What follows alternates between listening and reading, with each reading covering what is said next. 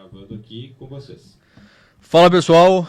Mais uma vez, que saudade, cara, hein? Tava demorando esse novo podcast, hein? Se demora, deixa um pouco de expectativa. Não, é também, que a gente tava... É que a agenda do convidado tava difícil. São pessoas muito importantes, então a gente demorou um pouquinho. Meus caros, começando mais um AGS Cast e Comunicando e Andando.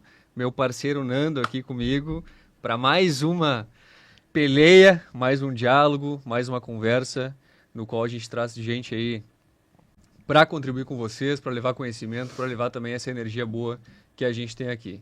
Falar dos nossos parceiros, Lab da FEComércio, Sesc, Senac, grandes parceiros aí, que é onde a gente está hoje, aqui na FEComércio. Inclusive, convido vocês a conhecerem o espaço. Quem tiver startup... Baita estúdio. Não, o negócio é gigantesco, cara. Se vocês virem aquele prédio espelhado gigante, assim, é aqui o lugar.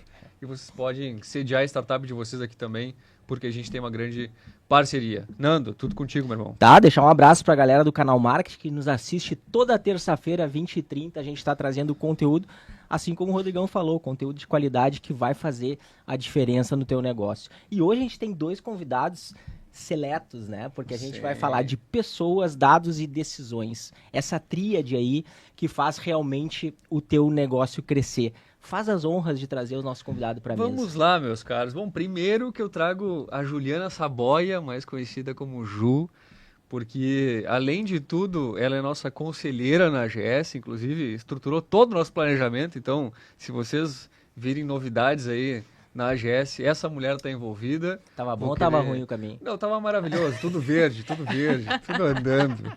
E também estou trazendo Marcos Echevarria. Mas, criado, o sobrenome é difícil, mas o cara é gente boa. Então, eu vou deixar que ele se apresente aqui também. A Ju é sócia da Palco Inteligência de Negócios e o Marcos, CEO da Bitalent. Por favor, meus caros, se apresentem, porque melhor do que eu apresentar é vocês se apresentarem. Quem são vocês antes de chegar nessas duas empresas, nesses dois negócios? Onde a história começa? Por favor. Então, vamos lá. Bom, a história começa... A gente começa de onde a gente nasceu, assim, a gente começa lá no útero da mãe, a gente vai um pouquinho mais à frente. A gente pode ir um pouquinho mais à frente, porque a história é longa. Mas vamos lá, eu estou no mercado desde 2009, então em consultoria. Então, são 10 anos de uma experiência na área financeira. Então, eu venho de instituições financeiras e depois eu adentro no mercado de consultoria e docência. Mas eu acho que antes de falar de quem a gente é no mercado corporativo, acho que vamos dar um passinho e falar um pouco quem a gente é como pessoa. Então, além de ser a sócia da Palco Inteligência de Negócios e ter uma carreira, enfim, exponencial, tudo mais, eu sou mãe. Então, tenho um menino de 9 anos e isso muda a vida. Acho que todo mundo que é pai, mãe ou deseja ser sabe a diferença que uma criança faz e sempre me traz muitos os desafios. E esses desafios que a maternidade me trouxe, eu trago para dentro do meu negócio. Então, antes de tudo, tem isso acontecendo aqui por trás e bagunçando um pouco a agenda da empresária. Faz parte. É assim que a gente vai. Isso é vida real. O pior é que muda do nada, às vezes. Do nada. Tá tudo maravilhoso, ligam do colégio, tu fala, vamos lá. Pois é, a reunião que eu tinha deixa de lado. Mas isso é o que nos faz, enfim, ser pessoas antes de tudo. Acho que a gente vai falar de pessoas aqui, acho que é importante também trazer esse olhar. Mas além da Ju pessoa, tem a Ju profissional, então a minha formação toda é na área de negócios, né? Graduação, especialização, mestrado, e uma carreira muito sólida na área de consultoria. E dentro da Palco, a Palco é minha empresa já há 8 anos, eu tenho uma sociedade junto com a Mari, e lá a gente trabalha com a área de consultoria e pesquisa de mercado. A pesquisa é a base do nosso trabalho, ela entra em todos os serviços que a gente presta. Hoje a Palco eu tenho muito orgulho, não só porque é minha, obviamente, mas a gente cresceu muito nesses 8 anos, a gente é aqui de Porto Alegre, expandiu para o Rio Grande do Sul, depois passou a atender o nível Brasil, 8, 9 estados que a gente já atendeu, e depois a barreira do país foi quebrada também. Então, a gente tem clientes no Canadá, tem clientes nos Estados Unidos, Espanha, Itália, abertura de mercado para a América Latina. Então, a gente tem esse orgulho de carregar o nome da Palco para fora. São mais de 120 clientes atendidos. Então, tem muita bagagem, muita história. Então, gosto muito do que eu faço e essa bagagem, essa história vai vir na conversa de hoje. Boa. Ótimo, João. Vai lá, Lucão. Muito bom, muito bom. Eu tenho uma história engraçada que eu brinco bastante, né? Existe a jornada do herói, existe a minha jornada, que não tem nada a ver com a jornada do herói. Tentei me basear, mas não deu. Não rolou. Em algum momento desviou. Então, eu tenho um bom background de tecnologia, assim. Comecei a trabalhar muito cedo, desde os 14 anos. Mas tenho um background de tecnologia bem grande, né? Faz muitos anos que estou no mercado. Desde os 17 anos já trabalhava programando e tal, brincando com com essa área. Fui me posicionando, então, dentro do mercado, fui fazendo universidade, etc., trabalhando. E aí eu tive alguns momentos bem interessantes, assim, não só de um crescimento rápido para liderar times, etc., pessoas, né, entregar resultados, etc., numa outra época de tech, até vir uma demissão e eu entrar para fazer um mestrado, assim, tudo junto, né? Eu fui o melhor aluno da minha turma na época da graduação, ganhei uma bolsa, fazer mestrado e fui demitido tudo junto, assim, em questão de uma semana ou duas. E aí tu coloca muitas coisas em pauta, assim, né? De tipo, será que eu sou tão bom assim? O que que tá acontecendo? Pô, eu era líder lá e agora eu vou fazer mestrado. Isso é legal, não é? Onde é que tá a minha responsabilidade nisso tudo? E aí eu fui entender um outro jogo, né? Então, tu fazer mestrado, ir para um ambiente acadêmico é um outro jogo, um outro rolê, porque é um trabalho igual e muita gente não entende que lecionar, educar é um trabalho igual qualquer outro. Às vezes a gente fala muito, tinha aquela brincadeira do dar aula, né? Não, tu não dá aula, tu vende aula, esse é o teu trabalho na realidade. E quando tu começa a levar isso a sério, tu começa a criar algumas coisas. Bom, isso se estendeu por mais de 10 anos, nessa brincadeira, lecionando, então graduação, pós-graduação, né? Terminei meu mestrado, não cheguei a entrar no doutorado, mas não finalizei, porque eu sempre fui um cara pró-mercado. E aí o que aconteceu nessa brincadeira? Olhando muito para o mercado e trazendo o mercado para dentro da universidade, a gente começou a trazer alguns projetos muito legais e ter um resultado diferente nos cursos, né? Então os alunos começaram a progredir mais, ser mais produtivos nas empresas que eles estavam, e eu fui entendendo que tinha um caminho ali, uma união assim entre uma formação mais técnica e uma visão de como as coisas acontecem no mundo real, de fato. Trazendo isso para dentro da universidade, eu fui entendendo que isso tinha retorno. Aí segui próximo do mercado, então fazia freela para gringa, estava contando até agora, né, vindo para cá, né, fazia freela para o exterior, etc. Trabalhava para a Austrália, para lá e para cá. Então, muito do meu pró-mercado começou a vir daí. E eu, cara, se eu parar tudo agora e levar todo esse conhecimento pro mercado e começar a criar uma empresa que tem esses talentos que eu acredito que sejam mais performáticos, mais produtivos, né? Então, eu acreditava em duas coisas. Primeiro, não adianta só a técnica. Então, precisa ter a técnica, precisa ter algo mais ali. A gente precisa saber trabalhar no coletivo, trabalhar com outras pessoas, entender hierarquia, posicionamento, a importância de cada um no time. E eu fui trazendo isso para dentro da empresa, fundei a Bitalent e hoje a Bitalent é, de fato, uma empresa que visa isso, né? Então, levar talentos e liderança de tecnologia de alta performance para o mercado. Então, a minha história, ela vem junto de algumas aleatoriedades, né? De demissões, etc. e tal, e vim para esse caminho que deu origem à empresa hoje. Né? A gente, até antes de passar para a pergunta ali, a gente vê que o caminho empreendedor, cara, ele nunca é óbvio, né? Nunca. Ele é cheio de intemperanças, cara. Ele é cheio de circunstâncias que estão fora. Isso que vai ser legal também. Né? Esse que é o louco, a entendeu? Coisa... Então, essa coisa do... O que deu errado, né? Cara, isso é muito relativo, velho.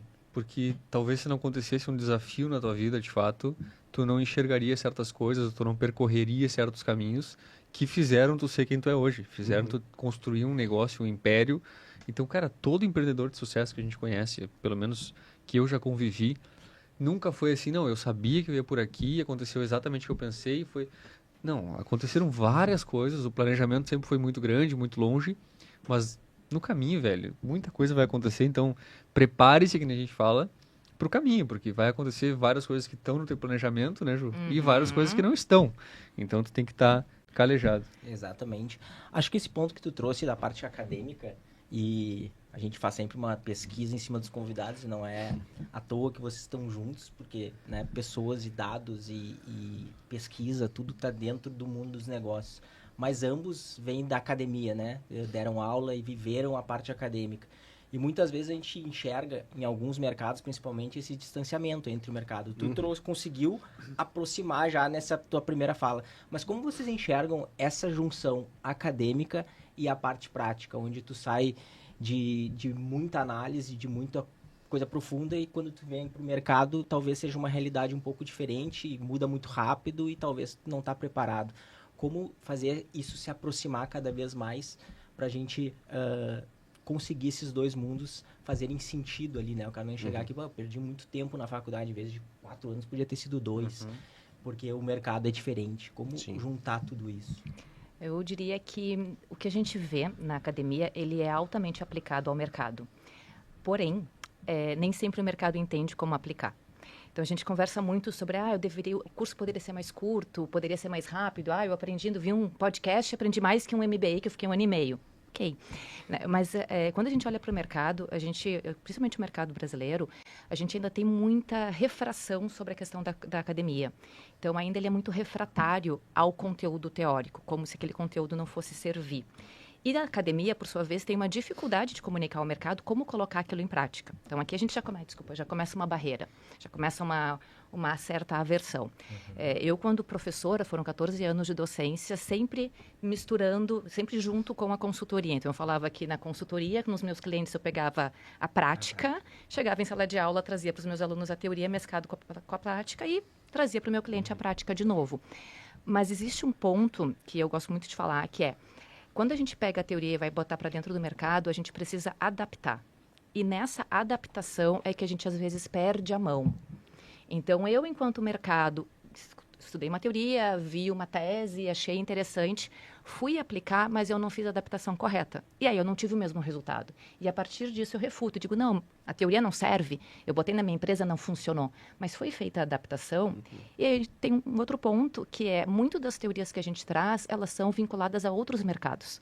Então, se olha muito para a gringa, e fala, não, nos Estados Unidos, porque se aplicou na empresa, aquela baita empresa. Então, mas qual é a realidade brasileira? Qual é a realidade do Rio Grande do Sul? Qual é a realidade em Porto Alegre do pequeno negócio na Zona Norte? Eu não consigo fazer esse mesmo link. Então, essa aproximação vem muito de adaptação e de entendimento de qual é o meu mercado. Aí sim, olhar para a teoria, olhar para aquilo que foi validado em outros mercados, e aí eu vou trazer para dentro do meu negócio. E aí eu vou ter a aproximação necessária.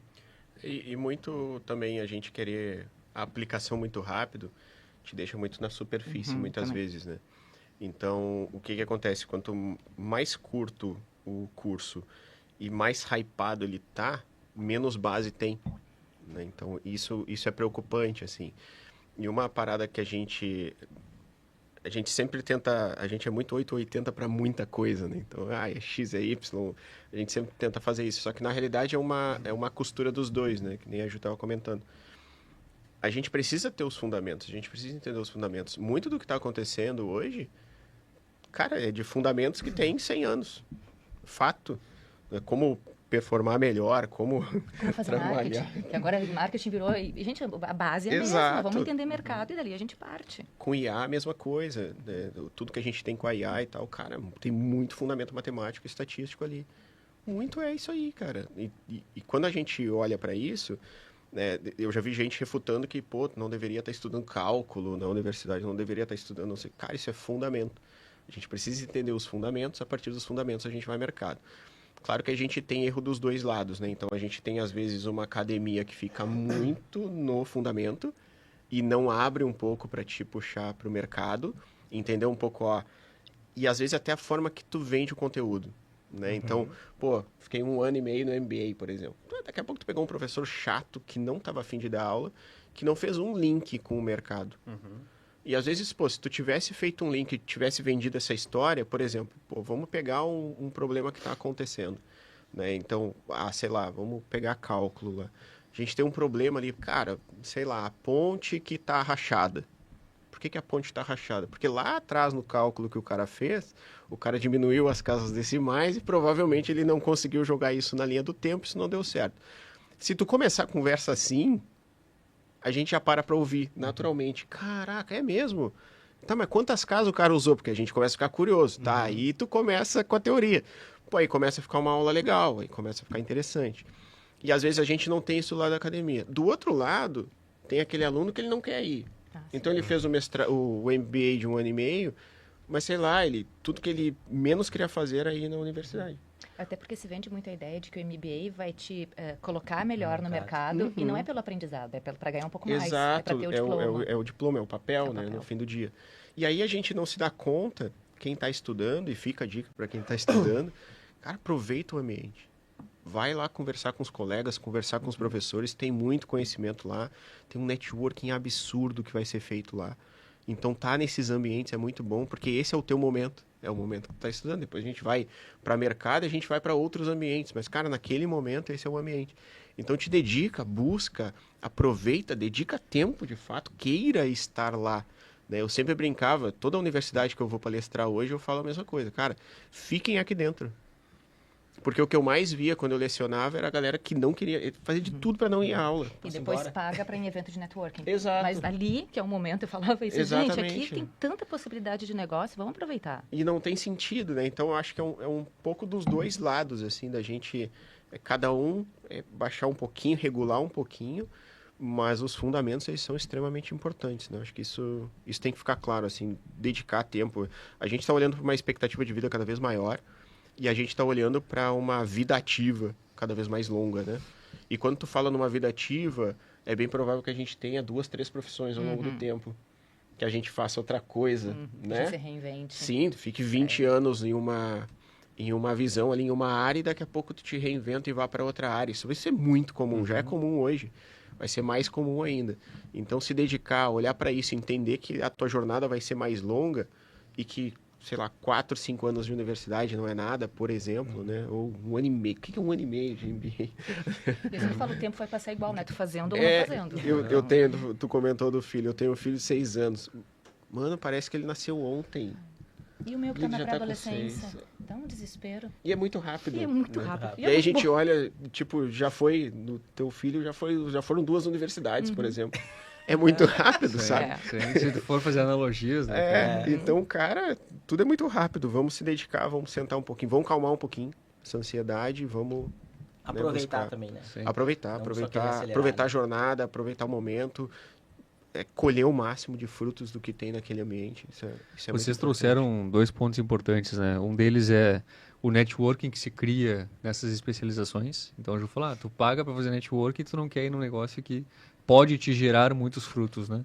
E um outro ponto que tu citaste, Marcos, sobre erros, né, cara? Isso a gente gosta de falar muito aqui, porque de fato o empreendedorismo nem tudo são flores, né, cara? Então a gente vai passar por vários perrengues. E o erro dos outros pode facilitar o teu caminho. Com né? certeza, ele te encurta o caminho, é mais barato, então aprender com o erro dos outros é super importante. E nessa linha de erro, meu caro, a gente tem uma questão muito específica, tu lida com pessoas muito técnicas, né? E já direcionando para ti nesse caso, qual foi o principal grande erro que tu já passou contratando gente técnica e o que isso te ensinou nessa jornada? O que tu aprendeu ao longo desse período? Porque a gente sabe que a pessoa técnica é boa naquilo, mas questão de pessoas ele não é tão bom. Então, lidar com time, talvez cultura, o que tu já presenciou assim que tu poderia trazer de ensinamento para o pessoal?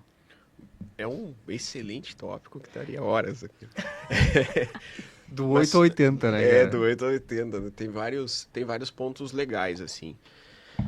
Primeiro ponto, acho que a gente tem que entender assim, a técnica, um aprendizado, né? Que foi um erro e a gente entende um mega aprendizado. A gente passou por um momento, até pela pandemia ali, a gente fala muito de pessoas. Não que a gente não fale agora, né? Segue sendo a alma da nossa empresa, pessoas, né? Não é isso, mas é que tava muito hypado, assim, essa parada. E eu lembro que a gente começou a trazer esse ambiente, assim, esse pitch pessoas. E é engraçado que o pitch pessoas não atraiu pessoas realmente boas. Isso foi um mega aprendizado, assim, pra mim. Porque a galera achava que, não, eu não vou lá na tal empresa porque aquela empresa é mais, sei lá, mais difícil, não sei o quê, preciso de uma técnica, então, vou nessa aqui que cuida das pessoas. Não, cuidar das pessoas é uma coisa, atrair pessoas ruins, né, com perdão da palavra, é outra, né, são coisas diferentes. Tu tem que querer trabalhar, tu tem que querer te dedicar, tu tem que querer estudar, tu tem que querer subir tua técnica. Então, isso foi um aprendizado para nós. Outro ponto, quando a gente pega a galera mais técnica, a galera acha que só a técnica resolve. E aí, o que a gente vê hoje, trazendo um paralelo muito para 2026, né? A gente vê muita gente técnica apavorada nessa área de tecnologia, porque a IA chegou. E chegou com os 2 pés na porta, né? Não esperou muito, não. Muito isso. E a galera tá realmente apavorada. Claro que... Diziam que era a profissão do futuro, né? Agora tá todo mundo preocupado, tá? Mas exatamente. se eu não vou precisar codar, por que é do futuro? E aí tu entra num outro ponto, né? Porque é tu te reinventar, é tu fazer supervisão, é tu entender o que está sendo gerado, é tu entender se aquilo está gerando resultados. E aí isso te exige uma outra postura de trabalho. Então não é mais aquele técnico que fica quieto, sozinho, não trabalha com ninguém. E várias empresas deram muita moral para esse tipo de skill, assim. O gênio técnico. Isso, porque ele vai resolver tudo e tal. Primeiro que é um erro, porque tu cria uma mega dependência e tu tem que ter cuidado com isso. E segundo, que aquele profissional ele precisa ter outras skills, ele precisa saber comunicar. O que adianta ter um cara extremamente técnico que ele não sabe comunicar com a diretoria? E comunicar com a diretoria não é bom dia, boa tarde, olha, fiz essa task aqui. Comunicar com a diretoria é entender de planejamento, ele vê um planejamento estratégico que foi feito pela empresa e ele entender como é que a área dele impacta nisso e como é que ele ajuda dentro desse planejamento e o que pode ser melhorado de repente, né? Trazer uma visão para isso, como é que ele impacta mais nos resultados, né? Então, em cima disso tudo e como é que ele vende a área dele dentro disso e aí do outro lado, para a camada de baixo, como é que tu supervisiona? Eram os estagiários, eram os júniores, agora são os agentes de A. Mas como é que tu supervisiona isso? Como é que tu olha se o trabalho deles está sendo feito? Porque o teu trampo agora é diferente, né? Não é mais só sentar e codar e eu faço o que eu quero. Não, agora tu tem que delegar, então tu tem que dizer para os agentes o que fazer. Virar líder, né? Que era tudo que eles não queriam fazer, Exato. né? Então parte desse perfil era isso. E isso foi um aprendizado, até por eu ter passado muito tempo na universidade, foi algo que eu sempre levei de norte para a empresa, assim, para a Bitalent, cara, a gente precisa de perfis que tenham essas skills, saibam comunicar, saibam trazer para esse lado. Então, um aprendizado muito foi tu tá podando um pouco os caras e mostrar para eles, cara, o mundo é mais que isso, tu precisa ter uma outra postura aqui no jogo e tu precisa te posicionar diferente. O mesmo 880, né? Então, traz o cara, traz essa visão de pessoas que é extremamente importante, faz diferença, mas também entender que só o nível técnico não resolve, a gente tem que ter outras skills. Hoje a gente tem um padrão mapeado na empresa muito claro de, por exemplo, o que um líder tem que fazer, né? Para nós, um líder técnico, né? Um tech lead, o que esse cara deveria fazer? Bom, esse cara ele precisa ter um nível de planejamento muito bom, ele precisa ter uma técnica muito boa, ele precisa saber treinar o time embaixo, ou seja, eu preciso estar te dando umas dicas, eu preciso te erguer. Conhecimento. Né? Transferir conhecimento, total. E ele precisa ter uma visão de gestão. Então, não só transferir o conhecimento, mas também já numa camada de gestão, que vamos ver se o Rodrigo está indo bem, vamos ver se a Ju está legal ali, vamos ver se a gente está atingindo os resultados. Então, dentro desse conhecimento de gestão. Bom, a técnica virou só um pilar.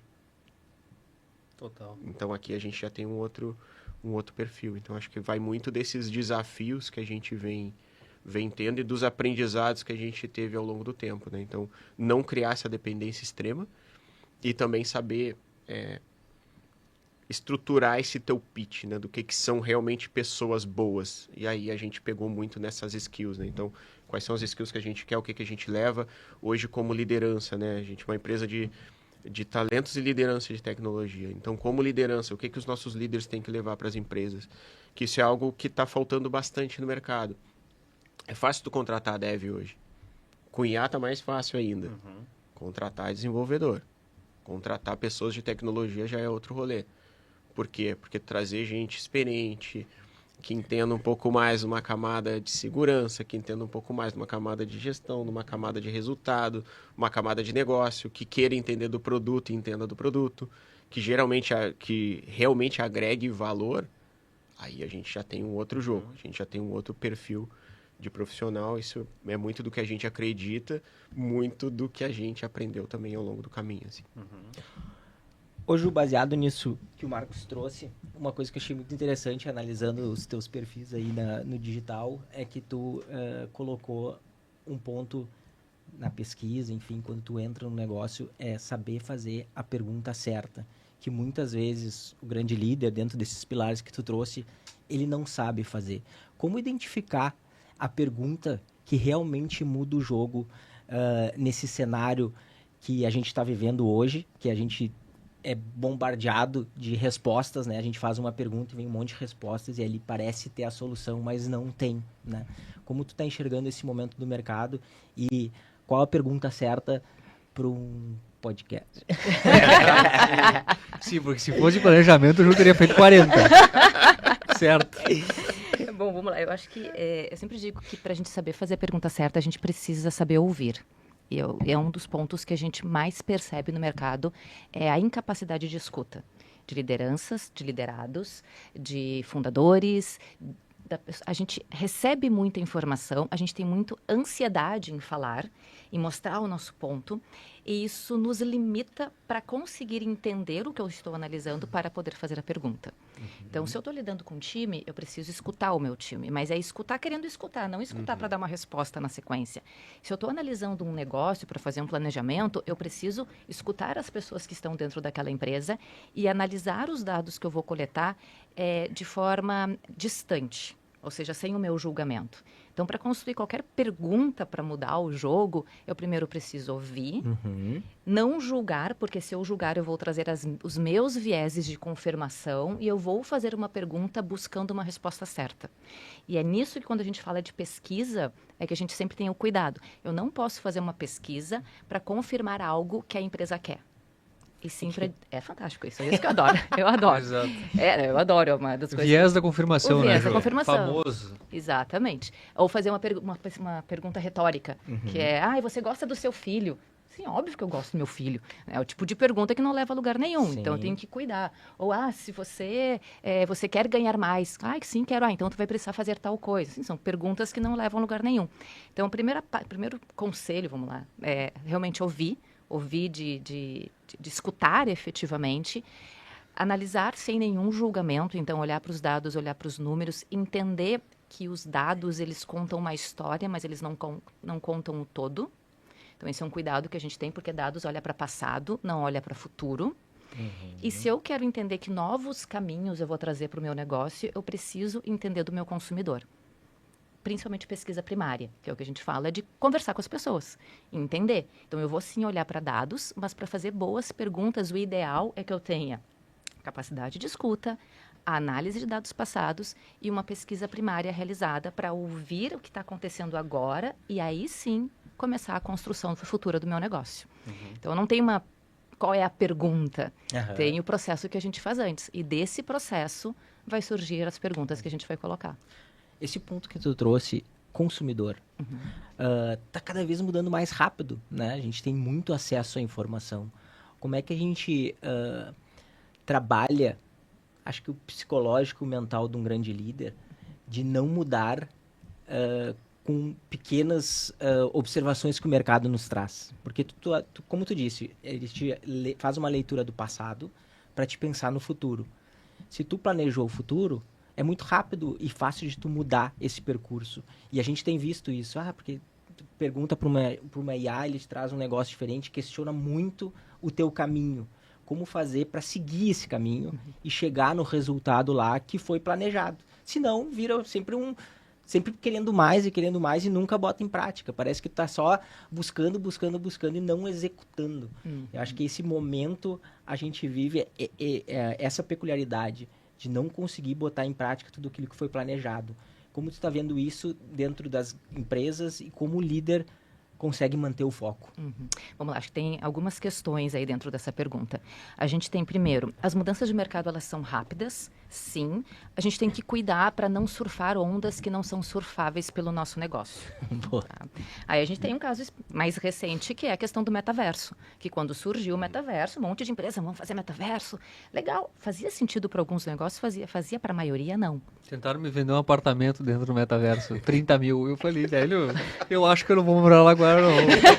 Ainda não. Tô bem tranquilo aqui, cara. Eu gosto desse aqui, que eu consigo... Desse verso aqui eu tô bem tranquilo. Tô bem feliz. Então, a gente teve a questão do metaverso, foi aquele boom. Quando surgiu a IA, também teve uma desconfiança inicial de mercado. Será que ia ser tudo isso? Será que não ia? Tu comentou que a IA é uma coisa antiga, realmente ela é. Eu comecei a usar a IA para o meu negócio em 2021. Foi a primeira vez que eu comecei a acessar a IA. Claro que a gente evoluiu muito. Então, o primeiro ponto é entender o que vai fazer sentido de mudança para o meu negócio. Porque, sim, às vezes é necessário pivotar, às vezes é necessário recalcular a rota e vai fazer sentido, às vezes não. Então, a primeira leitura que eu preciso ter sobre o meu negócio. A outra questão é qual é o perfil dessa liderança. O Rodrigo tinha comentado, e tu comentou também um pouco sobre a questão de perfis comportamentais, né, do empreendedor, por exemplo. Eu falo, cara, para empreender, tu tem que ser muito resiliente. Concordo. Muito Absurdo. resiliente, né? Porque é pancada atrás de pancada, é mudança de rota atrás de mudança, porque tu tá ali, tu No tá... mesmo dia é uma montanha-russa, né, cara? Tu acorda feliz, tu dorme triste, tu almoça mais ou menos. Vai tudo acabar e aí Não. chega uma mensagem. Chega exatamente. Fechamos. Vamos comemorar. Sabe que a gente, ali na palco, a gente tem um ritual nosso, né? Totalmente nosso, assim, que a gente, cara, quando a gente apresenta uma proposta, a gente comemora. Por quê? Cara, só o fato de uma empresa ter pensado na gente e ter pedido a proposta, ter aberto, eu vou comemorar, porque eu não sei se ele vai fechar. Então deixa eu comemorar. Ah, não fechou, que pena, mas eu comemorei. Aí o universo age, né? Aí age, aí a energia vem, a coisa fica boa, né? Então, acho que a gente tem essa questão de quem é essa liderança, né? Voltando para a questão, o quão ele é capaz de ele se reinventar nesses mercados, se for necessário. E quando a gente fala de perfil de liderança, a gente tem um outro ponto que eu não sei se para vocês acontece isso, mas me venderam muito durante a minha formação de que a liderança estava sempre certa. De que a liderança sempre sabe o caminho, de que tu tem que olhar para o teu líder e se espelhar nele e fazer o que ele faz porque ele está fazendo certo. Eu acreditei nisso durante um bom tempo, Que até. ele chegou lá porque ele sabe o que ele tá fazendo. Sabe o que ele está fazendo. Cara, e vamos ser real, ninguém sabe direito o que está fazendo. A gente está aprendendo ao longo disso daqui. E tem muitas lideranças que não têm ideia para onde estão levando o seu negócio. E elas vão surfando ondas porque alguém disse que era legal, sem parar e entender, analisar e decidir. E a gente tem uma outra camada nisso tudo, que é uma pergunta complexa com muitas camadas, que é o nível de ansiedade que a gente vive com medo de perder algo. Então, a gente olha para a questão da IA. Eu adoro IA, brinco, Claudinho, meu best neste momento, estou codando que nem uma louca porque aprendi a fazer as coisas. Eu vou sair em viagem agora e volto daqui a 3 semanas.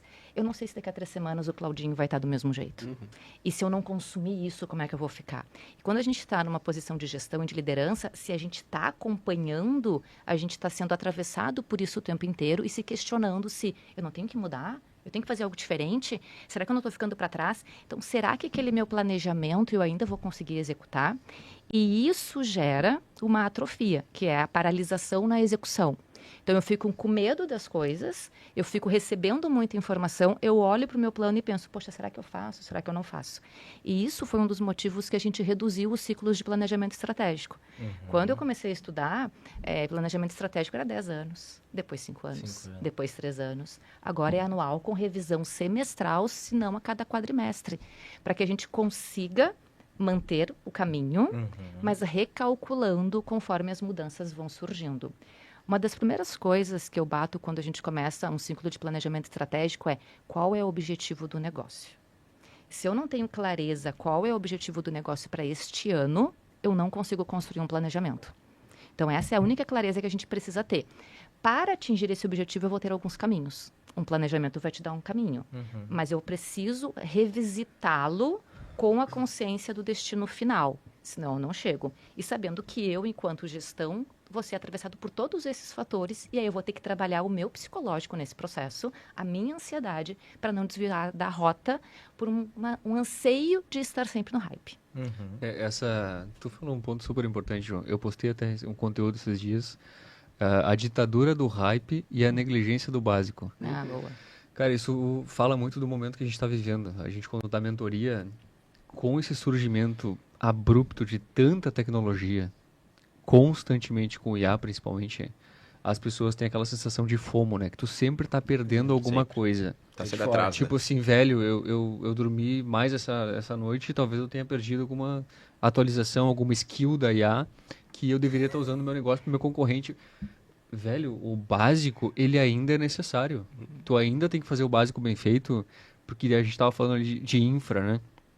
A importância do básico para que tu construa algo de valor de fato. Nessa linha, e aí eu trago uma pergunta para ambos, né?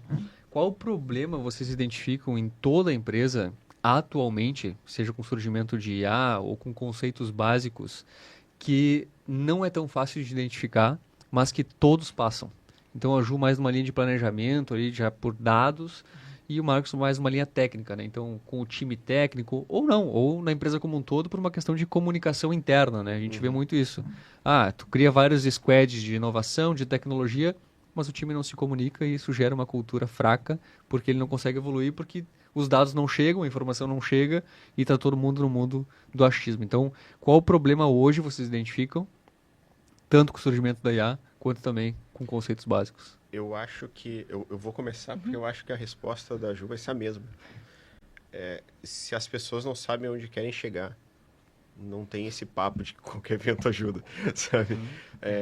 O maior problema de tecnologia, muitas vezes, é que não existe um negócio por trás. E a galera quer usar a tecnologia para resolver um problema que nem existe. E aí fica aquela pressão dentro da tecnologia. O maior problema da tecnologia é esse, assim, para mim, né? Porque a gente entra nas empresas, tem ideias, tem isso, tem aquilo, tem esse FOMO, mas na prática não existe um negócio, não existe um norte, não existe um planejamento. Tipo, o que é realmente o business? O que vai movimentar o business? De onde vem o dinheiro? Qual é o modelo de negócio? Isso se sustenta, não se sustenta? Vai mexer o ponteiro, que nem a gente fala. Exatamente. Porque se não mexe o ponteiro, muitas vezes, e às vezes para mexer o ponteiro, tu nem precisa dessa high-tech que tu tá imaginando na tua cabeça, né? A gente quer depositar todas as expectativas e toda a esperança na tecnologia, muitas vezes. Sem ter uma base por trás, sem ter o fundamento, né? Sem ter o básico lá, né? Eu gosto muito, ia comentar, quando a Ju estava falando de olhar processo, futuro, planejamento, eu gosto muito da frase do Jeff Bezos que diz, o que não vai mudar nos próximos anos? E todo mundo foca no o que vai mudar, para onde eu tenho que ir. Por aí, qual é a hype e tal. E a gente pegou muito essa frase para nós e começou a trazer para dentro da empresa, assim, cara, o que não vai mudar? E aí tu começa a trazer resiliência para o teu negócio, tu começa a realmente olhar para os fundamentos e melhorar os teus fundamentos, né? E eu acho que provavelmente a resposta da Ju vai ser muito semelhante, se não igual. Mas é o problema de não ter um negócio claro, não ter uma ideia clara por trás, né? Eu vou por essa linha. Eu gosto muito da ideia do básico bem feito, do feijão com arroz. Quando a gente olha, quando tu traz, né, que não tem um negócio por trás, o que a gente vê, principalmente com a galera de startups, no mundo de startups? Conhece bem, né? Meu mentoro também, né, mentor ali junto ao Venture, o pessoal desse mercado. Tem uma ideia, conseguiu investimento ou conseguiu captar recursos, começa a rodar, mas nunca parou para estruturar o negócio.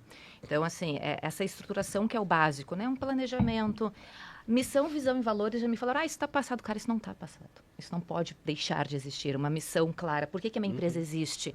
A gente pode trazer outros, pode trazer o Simon, por exemplo, que vai trazendo dentro de uma outra roupagem, mas no final é isso. Para que a minha empresa existe? A minha visão, onde é que eu quero chegar com a minha empresa? Isso não morreu, não pode deixar isso de lado. Não, porque eu tenho uma ideia que foi muito legal e investiram nessa ideia e a coisa vai ser construída e vai dar tudo certo. É onde a gente vê muita startup morrendo, porque ela não consegue se sustentar, porque ela não sabe de onde tirar o dinheiro. Como captar? Ela sabe captar e ela recebe o investimento, mas e vender? E aí eu vou entrar numa temática que eu gosto muito, quando a gente está falando de principais problemas que a gente vê nas empresas, é não entender o consumidor. É não entender para quem que eu vendo. Quem é que vai comprar o meu produto? É o mercado B2B? É o mercado B2D? É B2C? Para quem que eu estou vendendo? Esse entendimento básico de qual é o meu mercado muda toda a minha comunicação. Começa por aí.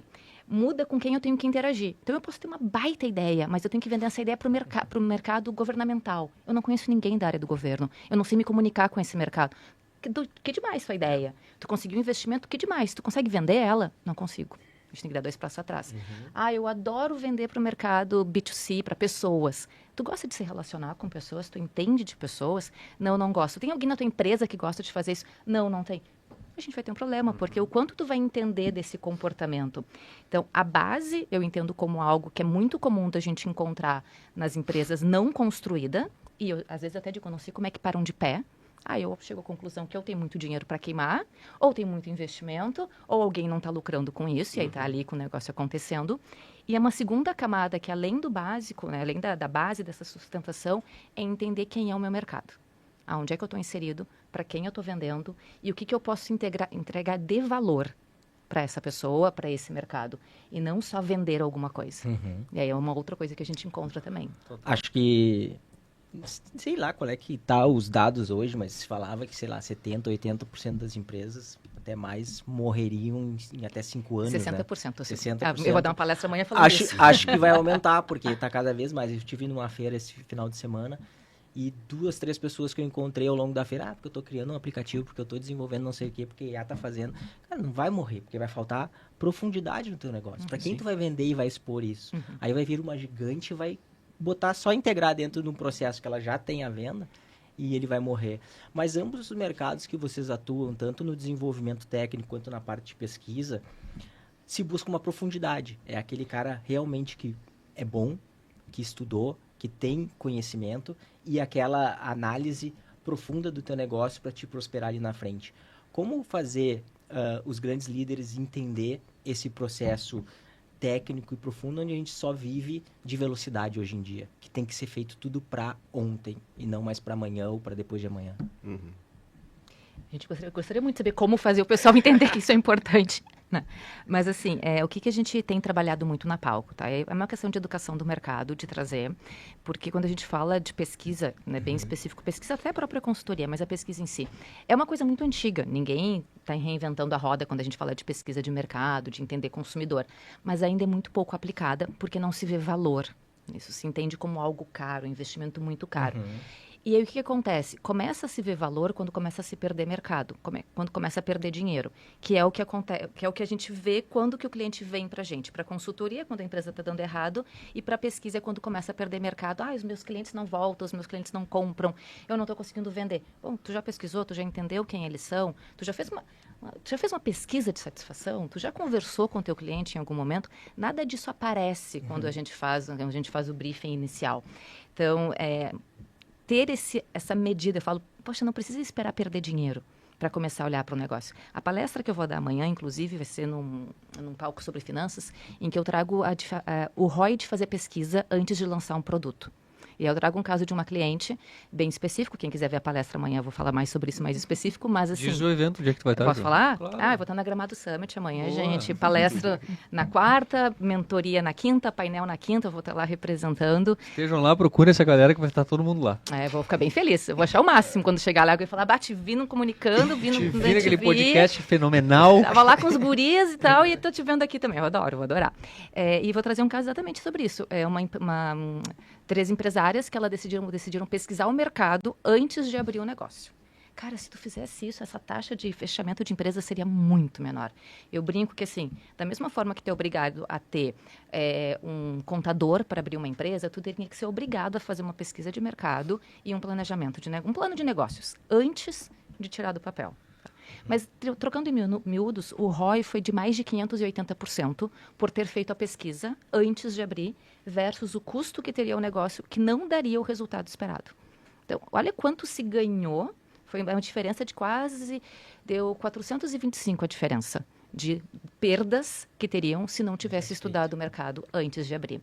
Então, quando a gente consegue mudar essa mentalidade, e aí por isso é um trabalho de formiguinha, constante, batendo, ainda se olha muito para a pesquisa como algo das grandes empresas e não é.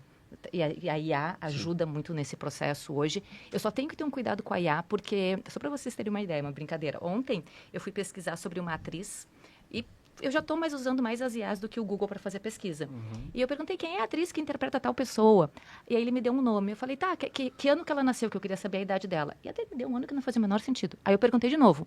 Aí ele me deu outro ano. Aí eu perguntei de novo. Aí ele me deu um outro ano. Aí eu achei estranho. Aí eu fui pro Google. Aí eu perguntei pro Google. Aí o Google me deu o nome da atriz. Aí eu voltei pro ChatGPT e falei, olha, a atriz é tal pessoa e nasceu em tal ano. Ele disse, não foi, eu tenho as fontes. Aí eu falei, então me dá as fontes. E aí ele me disse, é verdade, tu tá certa. Cara, foram 5 perguntas de interação e eu sabia que a resposta estava errada. Agora isso eu não sei. 99 iam parar na primeira. Iam aceitar a primeira resposta. Exatamente. Então esse é um cuidado que a gente tem que ter quando a gente usa as IAs e principalmente para pesquisa. Porque vai vir muita resposta pronta que a fonte, se tu questionar, não vai aparecer. E a questão das temáticas, né? Porque o que tu estava pesquisando, Ju, não era algo tão relevante. Sim. Agora, E nem tão pesquisa sobre saúde. Sim. Um câncer, como é que é o tratamento? Velho, tem muita gente usando IA para tratar doenças. Não, é engraçado, mas é super grave. Psicologia, isso, GPT. Exato, tipo assim, o que eu devo fazer?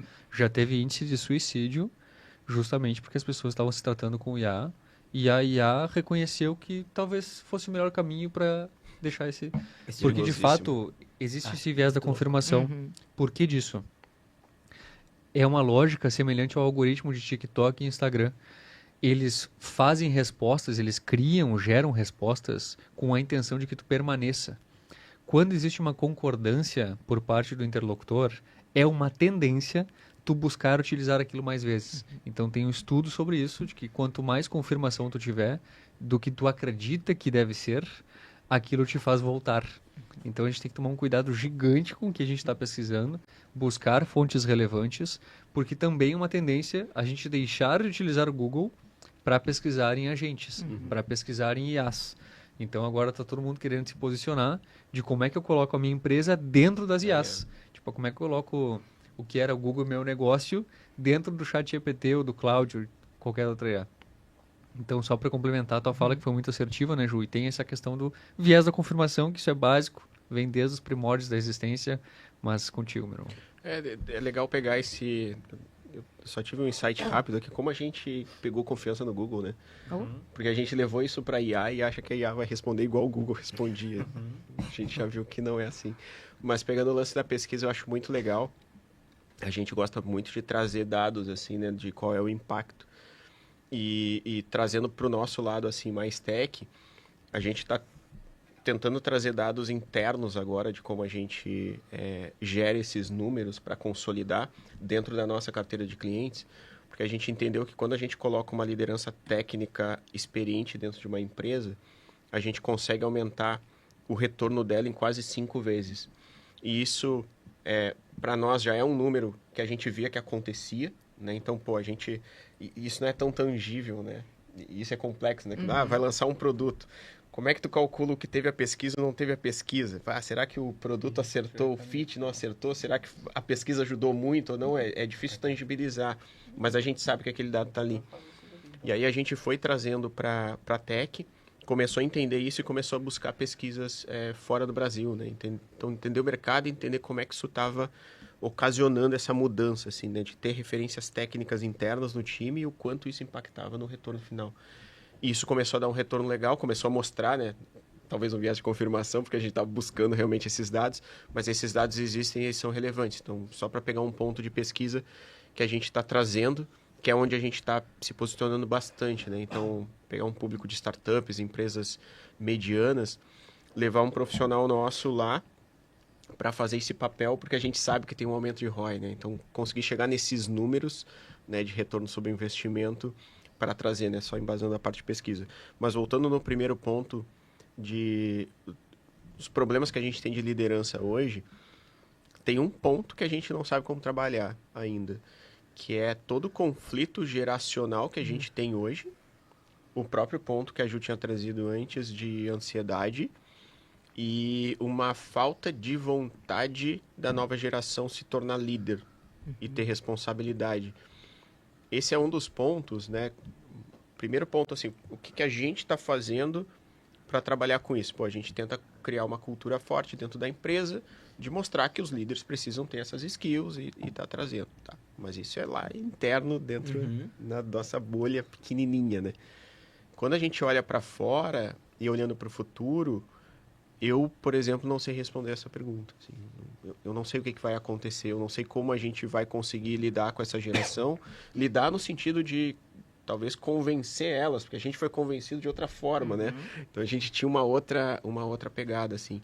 Então, como a gente vai trazer essa geração para o jogo, ou como a gente vai reorganizar, talvez, os negócios a partir de agora, com essa geração nova, porque se a gente for ver, a gente já teve mudanças geracionais, né? Então, teve pós-guerra, etc., toda aquela visão. A gente teve todo um aspecto assim, de inovação, de se reinventar e tal, que eram coisas que lá, primeira geração, não teve, né? Era ficar 40 anos no mesmo lugar, trabalhando e deu. Então, hoje a gente já tem um pouco de diferença. Talvez a gente tenha um outro formato de trabalho, de negócio, de business se formando, que a gente ainda não viu, que essa geração talvez encabece. Ou a gente vai ter problema, também não sei. Um dos dois. Alguma coisa vai acontecer. Tinha uma pergunta que era sobre isso. O profissional do futuro ele já existe. É tipo isso. É tipo isso, assim. Em termos de gerações, eu ainda não sei. Então, estamos bem ansiosos para ver, assim. Eu gosto disso, né? De entender esses movimentos e tal. Mas tem um conceito que tu traz nas tuas falas, que é ter, reter, treinar e elevar. Isso vai fazer tu chegar no profissional do futuro, será? Com certeza. Com certeza, porque eu acho que, primeiro ponto, a gente só consegue treinar e evoluir se tu te dedicar muito tempo à mesma coisa. né? Isso eu acho que tem um ponto muito claro, assim. Quando a gente não consegue reter, esse cara ele vai virar em vários lugares, assim. Não tem talvez tempo ele... de rampagem, né? Isso aí, não tem a rampagem necessária. Então, trazer pessoas boas, reter essa galera, passa muito por treinamento, porque se tu não elevar o nível dela, tu não consegue reter. Isso foi um ponto, um grande desafio nosso no passado, que foi, cara, como é que a gente retém? Eu já tinha um pouco desse viés porque eu vinha da universidade. Eu preciso estar desafiando essa galera sempre, assim. E aí se criou até uma cultura engraçada, assim, essa aí é mais piada interna. Isso o time criou com o tempo, que era o Marcos Malvadão, eles falavam. Que, pô, quando tu tá chegando na tua zona de conforto, pá, agora eu tô bem, né? Peguei uma stack nova, alguma coisa, um posicionamento novo, tô liderando um time. Aí vem lá o Marcos Malvadão e te pivota, te coloca numa outra área, que é a tua zona de desconforto, pra te subir uma outra skill. E aí tu fica trazendo desafios pra eles. Claro, ao longo do tempo eles vão vendo, cara, pô, cresci um absurdo por conta disso, né? Então tu tá desafiando toda hora, tá controlando isso. É bem difícil, mas pra mim eu vejo esse caminho, assim, né? Então, focar muito em treinamento, focar muito em cultura, trazer essa visão, trazer fundamentos para a base, mostrar para essa galera que isso é importante e a partir disso a gente vem trazendo a nova geração junto, sabe? Boa, a gente caminha para o fim, parece louco, mas já faz uma hora que a gente está aqui nesse debate e a gente gosta sempre de fazer uma pergunta polêmica. Eu vou abrir a pergunta para a Ju. Obrigada. E vou pegar um pilar que tu trouxe, cultura. Muitas vezes a gente vai ver dados, vai ver um destino, mas quando tu vai ver a cultura da empresa é fraca. Como fazer com que tudo aquilo que vocês identificaram dentro de um caminho, né, dentro do passado para planejar o futuro, como tu mencionou em uma pergunta, que não esbarre na cultura? Eu vou te agradecer por essa pergunta, de verdade, tá? Cultura organizacional é um dos temas que eu mais dei aula, é um dos temas que eu mais gosto de falar. Apesar de eu vir da área de pesquisa, e a gente está falando bastante aqui de planejamento, pesquisa e dados, a cultura organizacional ela é a base de qualquer negócio. Então, assim, a cultura ela está no dia a dia, ela está na base, ela está nos fundadores. Então, se eu, enquanto dona do negócio, tenho um objetivo, tenho clareza no que eu quero, consigo entender, eu vou trazer isso para dentro da empresa. Mas eu preciso reforçar. Então, eu vou ter os mitos, eu vou ter os elementos, eu vou ter os artefatos que eu vou trabalhar no meu dia a dia para reforçar isso. Então, quando eu digo, por exemplo, que lá na Palco, sempre que a gente está apresentando uma proposta, a gente comemora. Isso não pode ficar só dentro do escritório. Isso tem que aparecer. Então, no momento que eu falo sobre isso aqui, eu estou reforçando cultura. Então, o reforço da cultura, ela vai vir no dia a dia do que a gente faz dentro do negócio. Ela é reforçado ao longo do processo de recrutamento e seleção. Então, na hora de contratar, eu preciso entender que as pessoas que vão vir, elas compartilham dessa cultura. Então, aí voltando de novo ali para Palco, né? Vou focar no negócio. A gente fala que a gente gosta de gente que tenha um quê de sagacidade, mas que tenha profundidade. Então, na hora de selecionar as pessoas, a gente olha para isso. As pessoas que estão vindo vão ter essa capacidade de ser sagaz, como a gente é, mas vão ter a profundidade para não ficar sendo muito raso dentro de cliente. Então, lá no processo de recrutamento e seleção, eu reforço esses elementos da cultura. E depois vem o entendimento se minha cultura é fraca ou forte. E isso também é um ponto de atenção. Empresas nascentes, elas têm uma tendência a ter uma cultura mais fraca e ainda com capacidade de mudá-las. Empresas mais consistentes, mais antigas, elas tendem a ter culturas estáveis e mais difíceis de mudar. Quando que a gente consegue mudar? Quando passa por crise, infelizmente. Então, é quando perde um grande cliente, que às vezes eu tenho 80% do faturamento num cliente só e ele pica a mula e aí eu preciso reinventar, porque eu estava muito acostumado, a receita estava vindo fácil, então eu preciso mudar minha cultura. Quando eu tenho perdas de talentos ou quando eu tenho mudança de diretorias. Então, quando eu tenho saída de um fundador, entrada de um novo, isso também gera uma mudança cultural. Se não são por essas situações, a mudança de cultura vem por um desejo de quem fundou a empresa, de quem está à frente, e aí vem implementando novas ideias e vem conquistando esse espaço. Ótimo, ótimos pontos, Ju. Como meu grande irmão aqui falou, a gente está para ir para os finalmente, como a gente fala, mas trago uma pergunta polêmica para ti também, né, cara? Que a gente gosta de polêmica, é isso que dá hype. Com esse surgimento de IA que a gente falou, surgimento de todo mundo desenvolve um código, uma aplicação hoje, tornando o código mais acessível cada vez mais, alguns até dizendo que terminou a profissão do desenvolvedor de software. Como é que tu enxerga isso na questão de time sênior. Tu acredita que ainda vai existir essa pegada de time sênior ou a estruturação do squad de tecnologia dentro da empresa deixará de existir, tendo em vista que todo mundo pode codar, criar sua aplicação e levar para o mercado? Excelente, excelente. Nem acho tão polêmico assim, né? Acho que é mais visão mesmo de tendência. Inclusive, amanhã estaremos na Gramado Summit. Já faz teu pitch aí. Vou palestrar no stand da Vocês viram que só tem gente importante palestrante aqui, cara. É que tem um ponto importante, né? Tem muita evolução nisso e evolução... Eu gosto muito de história, né? Eu sempre trago um pouco de história. Não vou me alongar, mas eu sempre trago um pouco de história para esse ambiente, para a gente entender o que aconteceu antes, né? Na realidade, nunca foi sobre código. Essa que é a realidade. A gente não queria aceitar isso, né? A gente fazia código, a gente não queria aceitar. Nunca foi sobre código. Foi sobre a tecnologia entregar coisas e gerar resultados. O que a gente está entendendo hoje, né? Da mesma forma que a gente teve uma mudança drástica na Revolução Industrial lá atrás, e eu acho que a grande reflexão, né, da polêmica aqui é, que eu sempre pergunto, né? Olhando para a Revolução Industrial, que todo mundo achou que, cara, agora vieram as máquinas, acabou o emprego, mano. Não tem mais nada, mudou completamente, ninguém mais vai trabalhar. Pô, os empregos na indústria aumentaram ou diminuíram de lá para cá? Tipo, cresceu absurdamente a área. Por quê? Porque profissionalizou, levou para um outro patamar, levou para um outro jogo. Hoje o que a gente tem é bem provável que a gente esteja caminhando para um outro caminho que talvez no futuro o código seja completamente diferente ou até inexistente, mas para os próximos anos alguém experiente vai fazer toda a diferença no rolê.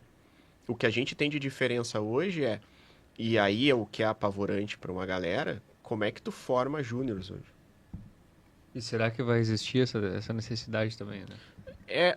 Vai existir porque tu vai precisar de pessoas experientes que entendam de tecnologia como um todo, né? Uhum. E para essa pessoa chegar lá, ela sai da base, né? Não tem muito como fugir disso. Né? Tá aí os programas de trainee, etc., que existiam antigamente, que é um outro ponto que a galera acha que não vai ter mais. Uma coisa que eu vejo é os caras falando, cara, talvez exista gestor de prompt. E provavelmente para os próximos... Porque é um cara que entende de contexto. Isso. Ele entende isso aí. A visão do futuro. Isso ele aí. entende, velho, o que eu quero é isto. Como ele estrutura um bom prompt para criar isto através do código. Né? E outras coisas que vão acontecer, aplicativos. Vocês já pensaram que talvez não faça mais sentido a gente clicar em botões? Uhum. E fato, assim, talvez os próximos apps sejam só por voz, não precisa mais botão. Uhum. Então a gente está falando... Pela retina da gente, né? Tu olhar pro negócio e ele já... E qualquer outra coisa, sei lá, ler a mente. Eu acho que primeiro a gente vai pra voz, mas tá. Eu não tô tão... Esse podcast é futurista também. O que eu quero é que eu pense as coisas e execute. Eu não tô tão avançado assim. Quer. Mas é nessa linha, assim. Então eu acho que muita coisa vai estar mudando, só que naturalmente é a mesma regra básica. A gente vai fazer mais coisas mais rápido, mais coisas complexas mais rápido. Então o nível de complexidade vai aumentar e a gente vai conseguir fazer coisas mais complexas. E naturalmente isso vai abrir uma outra caixa. Assim. Então a gente vai fazer muitas outras coisas. E é bem provável que várias profissões que vão nascer não existem ainda, como não existia lá atrás. Né? Então vai acontecer agora. Então o programador de 10 anos atrás não é o mesmo de hoje. Né? Mesmo sem olhar IA, nada, não é o mesmo de hoje. E não vai ser o mesmo daqui a 10 anos. Né? Esse programador ele vai ser uma outra pessoa com uma outra roupagem, com uma outra linha, um outro formato de ver as coisas, uma outra forma de interagir com tecnologia.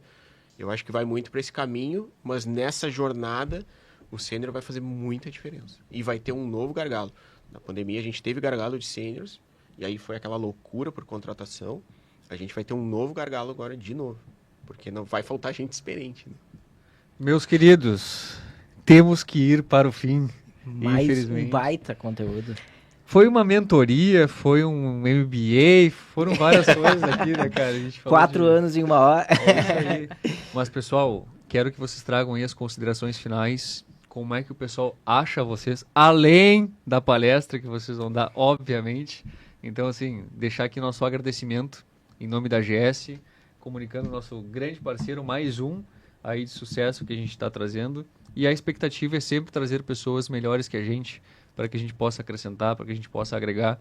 E mais uma vez, obrigado, tanto pela amizade que a gente tem, quanto pela parceria de negócios e para vocês estarem aqui. Obrigada. Acho que de considerações finais é olhar para esse futuro com um pouco de carinho pela gente. um pouco menos de pressão, assim, ansiedade sobre o que vai acontecer. E lembrando dos fundamentos básicos, acho que foi um ponto que a gente bateu bastante, né? O feijão com arroz, entender a base, sair do... não olhar tanto lá o que está hypado e começar pelo básico. O pessoal me encontra nas redes sociais, o @ju_saboia, @palcointeligência, o site da empresa palcointeligência.com.br, me encontra na Gramado, semana que vem não, amanhã, a partir de amanhã eu tô lá. Acho que no LinkedIn também, Juliana Saboia, para quem não gosta tanto do Instagram e gosta mais do LinkedIn. No TikTok eu não tô. Sim, Nessa parte eu ainda não tô, ainda não consegui. Ainda, né? Ainda, não sei, né? Maravilha. Só agradecer vocês, pô, excelente. Passou muito rápido, muito rápido. Mas eu acho que é isso, né? Focar nos fundamentos. Eu acho que tem uma frase que eu gosto de usar. Para mim, assim, acho que é muito o meu momento, né? Se tu quer crescer, quer gerar resultados, aprende a dormir no barulho. Então, entende um pouco do que está rolando, segura um pouco a ansiedade, foca em estudar, foca nos fundamentos, né? Pensa que tu vai ter uma carreira longa, né? Vai devagarinho, né? Porque é a consistência que dá a diferença, né? Muito mais resiliência do que qualquer outra coisa, Total. independente se tu for empreendedor ou não, né? Na vida a gente precisa ter resiliência, empreendedor mais ainda. Então, acho que é um pouco disso. Amanhã a gente está na Gramado Summit, vamos participar do evento, mas a galera pode me achar no Instagram, @quinhoechevarria. Tem alguns vídeos ali, algumas coisas sobre a empresa, legal. E no LinkedIn é Marcos Echevarria. No LinkedIn tem bastante conteúdo que eu solto ali durante a semana. Bastante de reflexões, o que está acontecendo, o mercado. Aí é mais um blogzinho assim, textual para a galera que quiser ler, quiser pensar um pouco o que a gente está vendo. E tem uma paradinha legal que o pessoal pode procurar no nosso site depois, que é a Bitalent Decode. O que é a Bitalent Decode? A gente criou uma newsletter, então a gente sempre busca muitos dados de mercado, o que está acontecendo, o que rolou durante a semana. Então, toda quinta-feira sai uma edição, chega direto no e-mail ali na newsletter. Só se inscrever, bota o e-mail lá e toda quinta-feira chega no e-mail a Bitalent Decode com vários insights do que está rolando, um pouco da nossa visão, né, um pouco da curadoria da Bitalent. Então, acho que são esses pontos aí para nos encontrar. Então tá, né? Mais um, né, cara? Mais um. Tamo junto. Seguimos a nossa caminhada, então curte, compartilha, faz esse conteúdo andar, que é para isso que a gente tá aqui, para gerar conteúdo assim de alta qualidade e que faça você prosperar no negócio. Na próxima semana a gente tá de volta aí com mais conteúdos e, independente de ser em cima de dados ou de qualificação, sempre vai ser uma pessoa que vai estar lá fazendo algo diferente. Valeu, até o próximo episódio. Isso, galerinha. Então, podemos se mexer muito bom, gente. Podemos se mexer. Não, segura aí, vamos tirar uma fotinha. Firmezinho. Daqui eu acho que fica melhor. Aparece mais.